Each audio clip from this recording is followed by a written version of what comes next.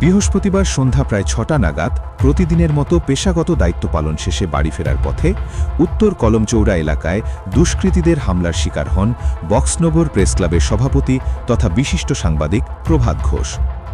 হঠাৎ এই হামলায় এলাকায় চাঞ্চল্যের সৃষ্টি হয় এবং স্থানীয়দের মধ্যে আতঙ্ক ছড়িয়ে পড়ে। প্রাথমিকভাবে জানা যায় সাংবাদিকের উপর পরিকল্পিতভাবেই এই আক্রমণ চালানো হয়। ঘটনাস্থলে উপস্থিত কয়েকজন স্থানীয় বাসিন্দা দ্রুত এগিয়ে এসে আহত প্রভাত ঘোষকে উদ্ধার করে প্রাথমিক চিকিৎসার ব্যবস্থা করেন। পরবর্তীতে তিনি নিজেই পুরো ঘটনার বিবরণ দিয়ে কলমচৌড়া থানায় একটি লিখিত অভিযোগ দায়ের করেন।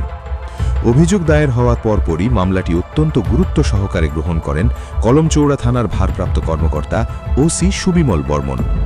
তার নেতৃত্বে একটি বিশেষ পুলিশ দল গঠন করা হয় এবং অভিযুক্তদের শনাক্ত ও গ্রেপ্তারের লক্ষ্যে দিনরাত অভিযান শুরু হয়।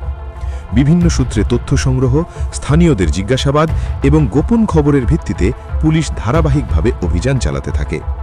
টানা 4 থেকে 5 দিনের নিরলস প্রচেষ্টার পর অবশেষে রবিবার গভীর রাতে পুলিশের হাতে ধরা পড়ে এই হামলার মূল অভিযুক্ত মানিক দাস। পুলিশ সূত্রে জানা যায় দীর্ঘ নজরদারি ও পরিকল্পনার মাধ্যমে তাকে গ্রেপ্তার করা সম্ভব হয়েছে।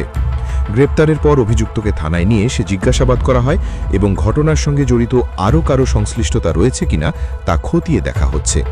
পরবর্তীতে তাকে আদালতে প্রেরণ করা হয়েছে বলে পুলিশ সূত্রে নিশ্চিত করা হয়েছে।